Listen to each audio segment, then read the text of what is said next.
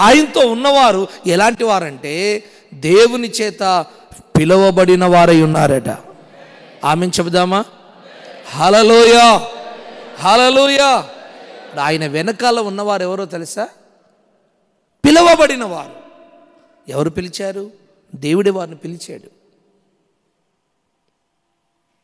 పాపములో శాపములో కొట్టుకొని పోతున్న నన్ను దేవుడు పిలిచాడు, నిన్ను దేవుడు పిలిచాడు, మనందరినీ దేవుడు పిలిచాడు. మనం ఎవరమో తెలుసా?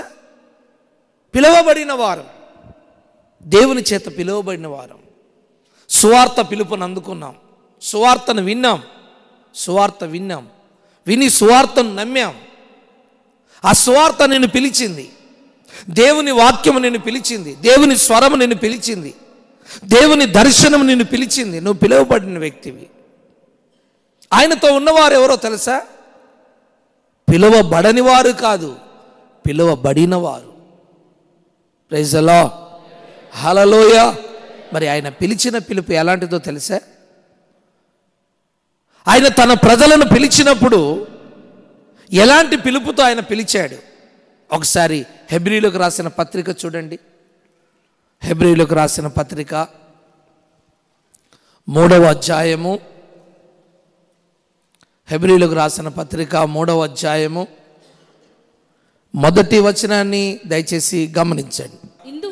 ఇందువలన పరలోక సంబంధమైన, సహోదరుడా గమనించు, ఇందువలన పరలోక సంబంధమైన పిలుపులో పాలు పొందిన పరిశుద్ధ సహోదరులారా.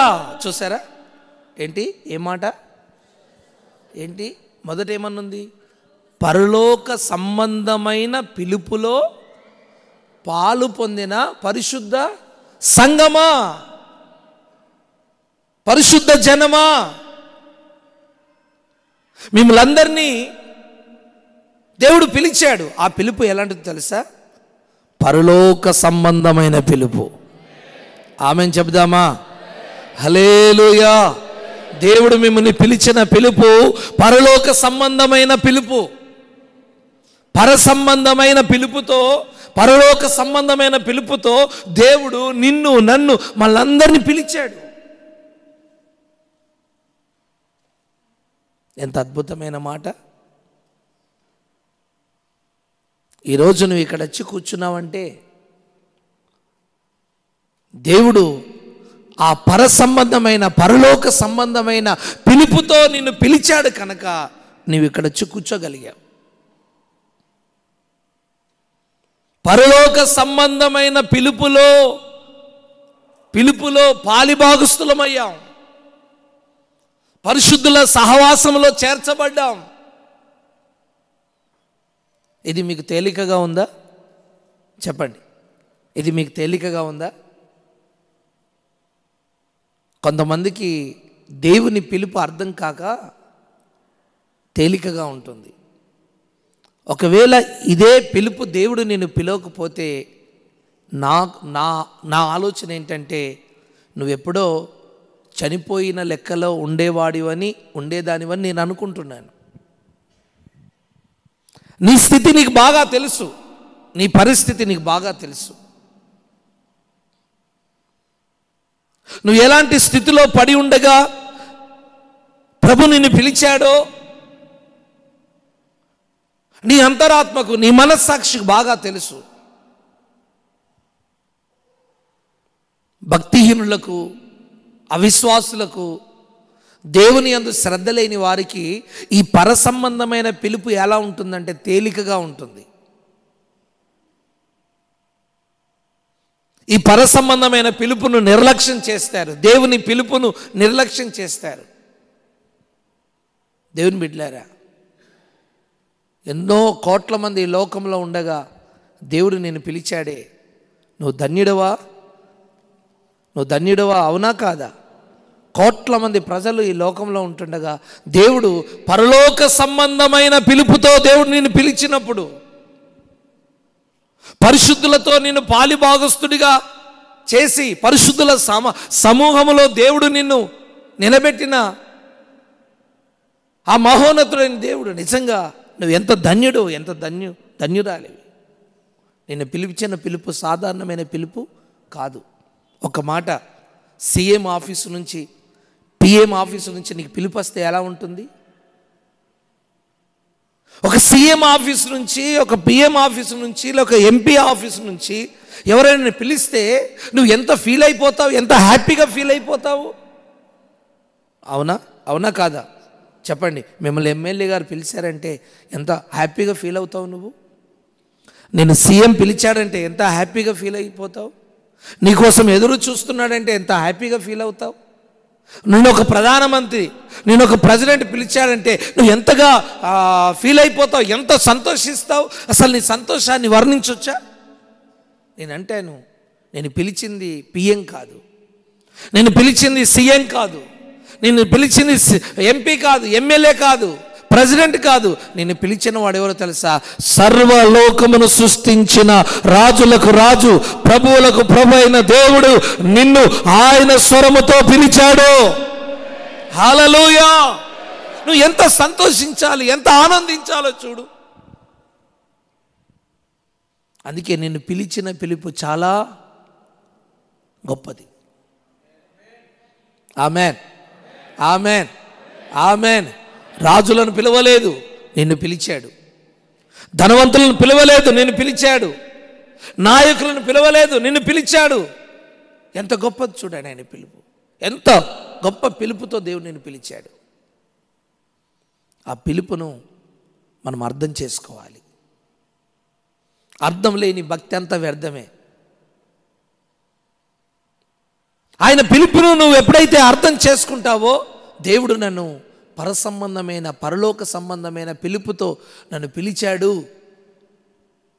ఆయన నన్ను పిలిచాడు, ఆయన స్వరముతో నన్ను పిలిచాడు, ఆయన వాక్యముతో నన్ను పిలిచాడు, ఆయన సువార్తతో నన్ను పిలిచాడు, ఆయన సేవకుతో నన్ను పిలిచాడు. ఆ పిలుపు యొక్క ప్రాముఖ్యతను నువ్వు గుర్తుపట్టాలి. అంతేకాదు, ఫిలిప్పీయులకు రాసిన పత్రికలో ఒక మాట రాస్తాడు, చదవండి. ఫిలిప్పీయులకు రాసిన పత్రిక 3వ అధ్యాయం, ఫిలిప్పీయులకు రాసిన పత్రిక 3వ అధ్యాయం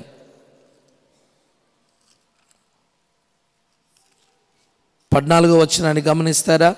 క్రీస్తు యేసునందు దేవుని ఉన్నతమైన పిలుపునకు కలుగు బహుమానము పొందవలెనని గురి యొద్దకే పరిగెత్తుచున్నాను. గమనిస్తున్నారు అక్కడ? అది పరసంబంధమైన పిలుపు. ఆ పిలుపు చెప్పండి, ఉన్నతమైన పిలుపుతో దేవుడు నిన్ను పిలిచాడు. దేవునికి స్తోత్రం. మామూలు పిలుపు కాదు, మామూలు పిలుపు కాదు. నేను పిలిచిన పిలుపు ఉన్నతమైన పిలుపుతో పిలిచాడు. ఆయనతో ఉన్నవారు ఎవరు తెలుసా? పిలువబడిన వారు. హలో, ఆయనతో ఉన్నవారు పిలువబడని వారు కాదు, పిలువబడిన వారు. రేపు నీవు ఆయనతో ఉండాలంటే ఆ పిలువబడిన గుంపులో నీవు ఉండాలి. Praise the Lord. ఏంటి చెప్పండి? నీవు ఆయనతో ఉండాలంటే ఎక్కడ ఉండాలి? పిలువబడిన గుంపులో నువ్వు ఉండాలి. అయితే దేవుడు నిన్ను పిలిచిన తర్వాత ఖచ్చితంగా ఆ పిలుపుకు నీవు లోబడాలి. అబ్రహామును దేవుడు పిలిచాడు, పిలిచిన పిలుపుకు అబ్రహాము లోబడ్డాడు.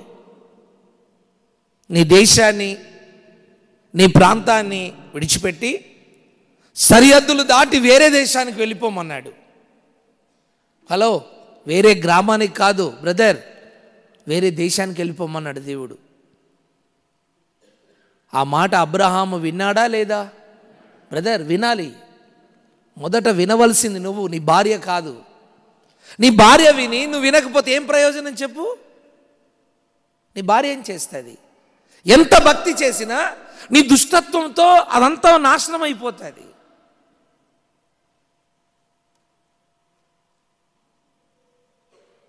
నువ్వు చేసే కార్యాల ద్వారా నీ భార్య ఎంత భక్తి చేసినా దానికి ప్రయోజనం ఉండదు.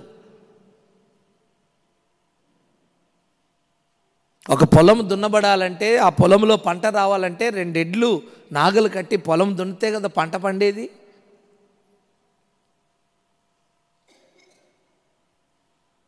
చెప్పండి. ఒక ఎడ్ల బండి నడవాలంటే రెండెడ్లు సరిగా నడిస్తేనే కదా అది ముందుకు సాగేది. భక్తి విషయాల్లో భార్యను ముందుకు తోస్తావు, లోక విషయంలో లోకంలో కలిసిపోతావు. ఎలా నీ కుటుంబం బాగుపడుతుంది? భక్తి అనేది ఆమెకు వేరు, నీకు వేరా? భక్తి మొదట నువ్వు చేయాలి. ఎందుకు? నువ్వు ఇంటి యజమానుడివి. చాలా తెలివిగా ప్రవర్తిస్తుంటాం మనం. దేవుని దగ్గర ఎప్పుడు భక్తి విషయాలు తెలివి చూపించద్దు, అతి తెలివిని ప్రదర్శించద్దు దేవుని దగ్గర. నువ్వెప్పుడు గుర్తుపెట్టుకున్నా మట్టి బొమ్మవనే గుర్తుపెట్టుకోవాలి. నువ్వు మట్టిలో కలిసిపోయే వ్యక్తివని ఎప్పుడు జ్ఞాపకం చేసుకునే పండుకోవాలి. నువ్వు పొద్దున లేచినప్పటి నుంచి రాత్రి వరకు నేను ఒక మట్టి బొమ్మను, రేపు మట్టిలోనే కలుస్తాను, నేను దిగంబరిగా పుట్టాను, నేను ఈ లోకానికి ఏమి తేలేదు, ఏమి తీసుకొని పోను అనేది ఎప్పుడు రిమైండ్ అవుతుండాలి మైండ్లో. నువ్వు కోట్లు సంపాదించినా నీ సమాధిలో ఆ కోట్లు వేయరు ఏదా. ఒకవేళ ఆ కోట్లు తీసుకొచ్చి నీ పైసలు నీ బొందలో వేస్తానంటే ప్రభుత్వం ఊకోదు, గవర్నమెంట్ ఊకోదు. అది నీ సంపాదనే అయినా దాన్ని సీజ్ చేసి అనాశ్రయంగా గవర్నమెంట్ ట్రెజరీగా పంపిస్తారు, అది నీ డబ్బు అయినా. భక్తి చేస్తున్న విషయాల్లో మనం దైవికమైన క్రమములో మనం చక్కగా భక్తి చేయాలి. Praise the Lord, praise the Lord, hallelujah, hallelujah. దేవుడు మనని ఒక ఉన్నతమైన పిలుపుతో పిలిచాడు. ఆ పిలుపును మనం సరిగా అర్థం చేసుకోవాలి. ఆయనతో ఉన్నవారు చూడండి, పిలువబడిన వారు. అబ్రాహాం అంతా విడిచిపెట్టాడు, శారమ్మకు ఆ విషయం చెప్పాడు. శారమ్మతో దేవుడు మాట్లాడలేదు, కానీ భర్త మాట శారమ్మ నమ్మింది. ఆమేన్. భర్త ఎలాంటి వాడు తెలుసా? మంచి భక్తి కలిగిన వాడు అబ్రాహాం. భార్య కంటే అద్భుతమైన భక్తి చేస్తున్నాడు అబ్రాహాం. అందుకే చూడండి, శారమ్మ తొందరపడ్డాది కానీ అబ్రాహాం తొందరపడ్డాడా? అది నీ భార్య భక్తి విషయంలో ఒకవేళ డౌన్ అవుతుండు కావచ్చు, కానీ అబ్రాహాం డౌన్ కాలేదు, అబ్రాహాం వీక్ కాలేదు. అలాగని భార్యాభర్తలు ఏం గొడవ పెట్టుకోలేదు. ఒక దైవికమైన బంధముతో వారు చక్కగా సాగిపోతున్నారు. ఆ పిలుపుకు లోబడ్డాడు. ఎక్కడికి వెళ్ళమన్నాడు అక్కడికి వెళ్ళాడు. చెప్పండి, ఎక్కడికి వెళ్ళమన్నాడు అక్కడికి వెళ్ళాడుగా. దేశం కానీ దేశానికి వెళ్ళాడు. బిచ్చమడుక్కున్నాడా, ధనవంతుడయ్యాడా? అది పిలుపుకు లోబడితే నీ పరిస్థితిని దేవుడు మార్చేస్తాడు. నీ పరిస్థితి ఎందుకు మారడం లేదంటే నువ్వు దేవుని పిలుపుకు లోబడడం లేదు.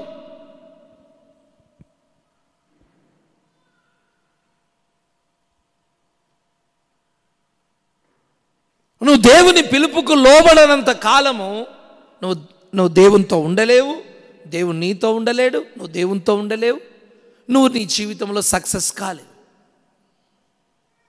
ఆయనతో ఉన్నవారు పిలువబడిన అబ్రహాము ఎలా లోబడ్డాడో మనము కూడా అలా లోబడుదుముగాక. దేవునికి స్తోత్రం, దేవునికి స్తోత్రం.